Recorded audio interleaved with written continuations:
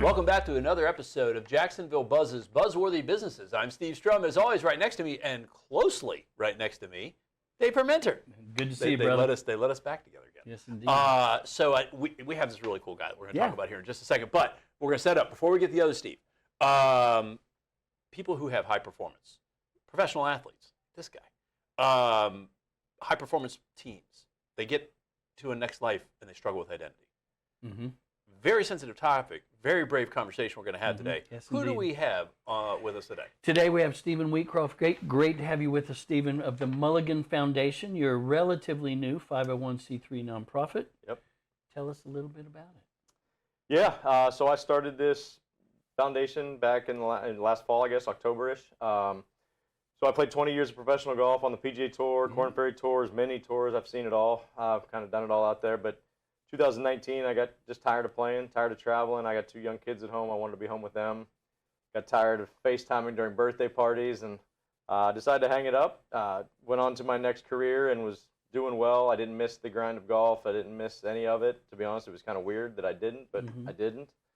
But then about 2 years after that whole, leaving the game of golf, I just started to feel different. I felt weird. I was having a hard time getting out of bed in the morning. I just wasn't the same person.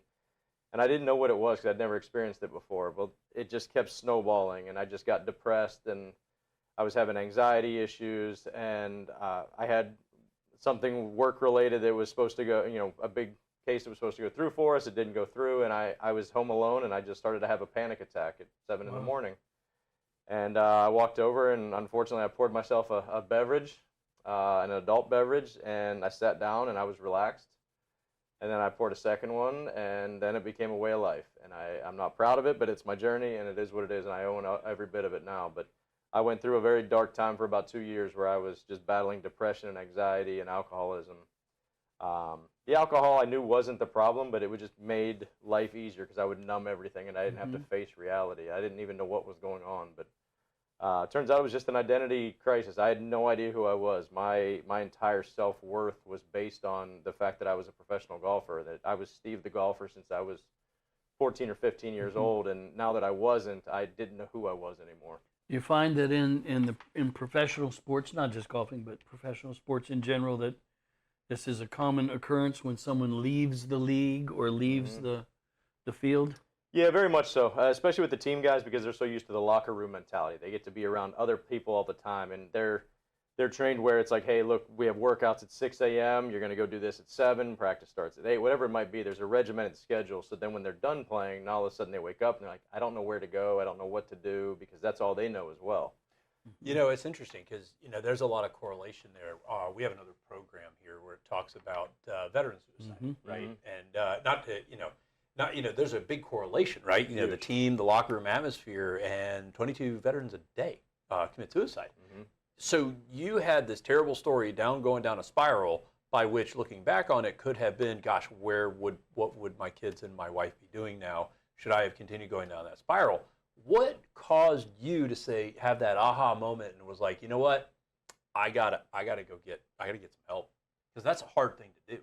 It was, and I was still fighting it. To be honest with you, my body kind of made it for me because I was having so many health issues. I was in the hospital quite a bit, and the last one, I thought I was having a stroke, ironically enough, but I knew most of them were liver-related, and I was hiding it. My own wife didn't even know that I had a problem.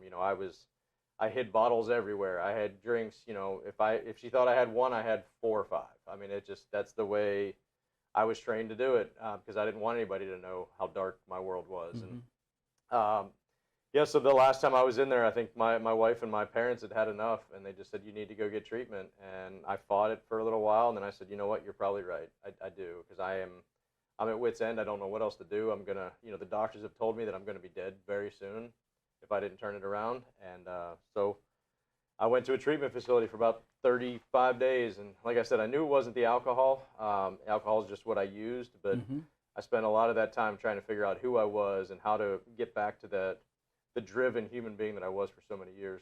So it was a very dark time, but in the mental health sphere, but you turned it around and you made something awesome out of it to help others and give back. Tell us about Tell us about the Mulligan Foundation. Yeah. Talk about it through Twitter, because you got to. You were telling the story about Twitter. You absolutely shattered stigma of mental health. You put it out there, man. I did. All right, tell us a little bit about the Twitter story, and then rolling into the foundation. I will. So when I got out of the treatment facility, I spent the next couple months just trying to realize who I had to learn how to be myself again, which is strange as that sounds, but it was the truth. And then I got to a point where I realized that I was becoming a good husband again. I was a good father. I was, my faith was good. Everything was good around me, but I still felt like I was missing something. I felt like I needed to do something. So I had reached out to some guys on the PGA Tour that were friends of mine, caddies, players, agents, and just said, look, here's what I went through. Here's my story. Is this a problem out there? And they said, you have no idea how bad it's gotten. Wow. And I said, okay. Well, then I penned a letter, and it was about a 5-minute read, but it was dark, it was honest, but it was true. And I was getting ready to send it to the PGA Tour to have them released to the players, just to say, hey, look, here's what I went through. I'm sure some of you are battling this. I'm here as a resource if you ever want to talk, or I can tell you what I did on my journey. And at the very last second, I don't know why, I decided, nope, more people need to hear about it. I'm going to put it on Twitter because nobody's going to read that. And I got kind of a shot of adrenaline when I hit send, and I just thought, what did I just do?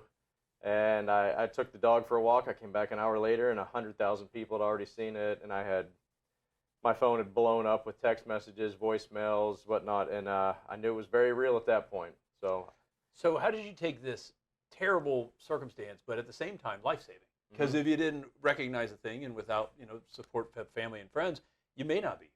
How did you take that plus your avant-garde distribution strategy of Twitter and how are part of this Mulligan Foundation? Like, walk us through, what does this foundation do?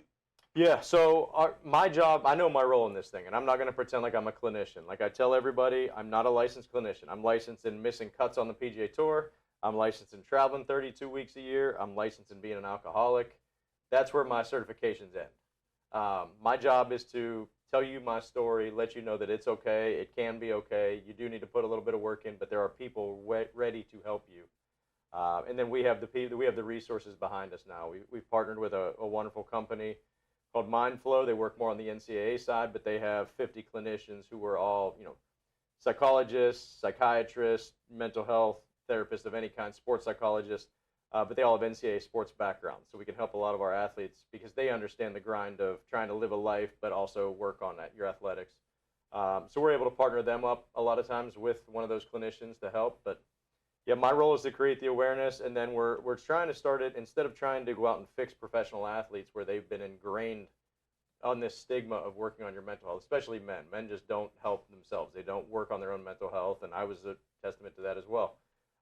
We're tried to focus on more of the grassroots, work on the high schools, the collegiate ranks, the juniors they all watch the Scotty Schefflers and the Rory McIlroys on TV, and they think life is glamorous out there, and it is, and it can be, but there's also a lot of negatives that come with it, and if you're not ready for that lifestyle and you're not ready for what you're going to face, it can lead you to a very dark place very quickly. So a lot of the work that you do in the Mulligan Foundation is preventative with youth and younger people. Yep. To avoid reaching those points in the first place. But you're also working with retired athletes or those who have retired from sports? Yep. Whoever has interest, that's the thing. The more we put our story out there and our foundation out there, the more people hear about it, the more people need to reach out to us. And it's funny because I've had people that were 16 years old reach out, and I've had people that were 55, 60 years old reach out and say, look, I'm still struggling, or I've been struggling with this, but after reading your story, I haven't had a drink in 4 days, and that's the first time in 10 years I can remember not having a drink. Those inspiring stories are what kind of helps to fuel my fire, and it's just, you realize that, depression, anxiety, alcoholism, whatever it might be, doesn't discriminate. It can go after young, old, white, black, doesn't matter. I mean, it goes after everybody. And you have the courage to, shine a big bright light on yourself as a reflection, but then also using that for other people. And you're doing it again. By the way, just FYI, this one's on Twitter too. So Twitter it is. So as we take it away, one of the things that we'll do is we will put your information on our website, which is thedailynewsnetwork.com. People can come check you out, book you for speaking engagements, if anything, be a resource, the crisis hot, whatever that's out there, because it's a problem. thankfully the stigma is starting to come down, but there's still a lot of road to hoe. And, thanks for coming on the show and talking about your courageous journey and sharing it, because, that takes some courage, man, to go out there and say, hey, by the way, you thought Steve this, and I've known you for 10 years. Yeah. I thought Steve this, didn't realize Steve that.